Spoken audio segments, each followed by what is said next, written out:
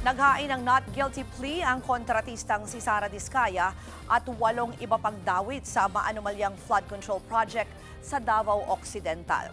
Nahaharap sila sa mga kasong graft at malversation dahil sa umano'y sabwatan para mailabas ang 96 million pesos na pondo para sa proyekto. At live mula sa Cebu City, nasa frontline ng balitang yan si John Arowan ng News 5 Visayas. John, ano ba ang nangyari dyan sa arraignment? Ruth, mainit pa ang hangin sa Hall of Justice sa Lapu-Lapu City matapos ang matinsyong arraignment sa Regional Trial Court. Humarap sa hukuman ng si Sara Diskaya kasama ang kontraktor na si Romar Mato at ang 8 pang mga opisyal ng DPWH para sa arraignment ng kanilang kaso sa Regional Trial Court sa Lapu-Lapu City. Kaugnay ito sa kinakaharap nilang kasong graft at malversation sa 96.5 million na ghost flood control project sa Davao Occidental. Bandang alas 9:40 ng umaga kanina, dumating si Diskaya at ang iba pang mga akusado para harapin ang kaso. Mahigpit ang seguridad, bantay sarado sila ng mga tauhan ng BJMP at nagkalat ang mga pulis sa paligid ng korte. Pare-parehong not guilty ang plea ng mga akusado.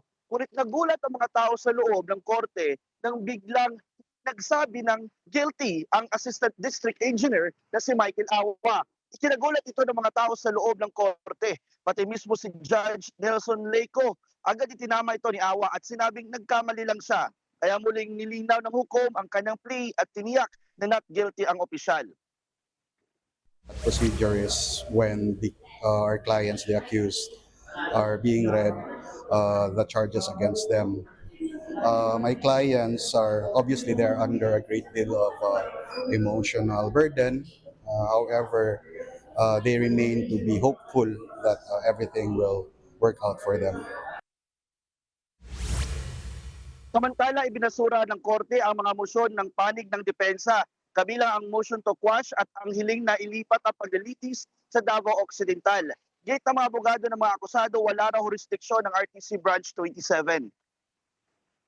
Unfortunately, Judge Leco, presiding judge of Branch 27, denied our motion to quash. He had several reasons, but mainly he discussed that the RA 10660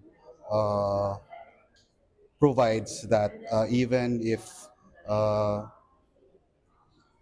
officials who are accused have a salary grade lower than SG 27, the rules provided for in RA 10660 and the Supreme Court Circular will also apply. That's what his decision provides for.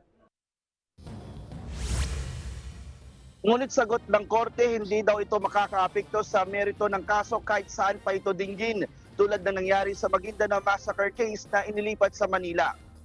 Ruth, mahigpit ang patakaran sa loob ng korte, bawal mag-video at bawal mag-picture ang media habang nagpapatuloy ang pagdinig. Note-taking lamang ang pinapayagan, pwede lang mag-video bago magsimula o pagkatapos ng hearing. Sa darating na February 3 na muli ang babalik sa korte ang mga akusado para sa pre-trial ng kaso. Ruth. John, yung binanggit mo na medyo mahigpit, no, yung panuntunan dyan sa hearing. So, ibig sabihin, hindi na rin kayo nakalapit dito kanila, Sara, para mahingan siya ng pahayag or ano ba ang mood niyang napansin nyo? Kanina, habang nasa loob tayo, pinayagan tayo, Ruth, na makapasok sa korte, ngunit sa likod lang na bahagi nito at nasa harapan, nasa unahan natin yung mga akusado, nakaupo sila. Tapos si Sara Diskaya, nakita natin na pula-pula yung mata niya, parang galing sa pag-iyak dahil sabi nga ng mga legal counsel nila na grabe yung emosyon nila ngayon itong mga akusado sa naturang kaso. Naman tayo na mag-take note at makinig sa hearing, pero bawal lang mag-record ng video or dahil yan ay para na rin sa data privacy ng mga akusado. Yan po ang Express Report ni John Arowan ng News 5 Visayas.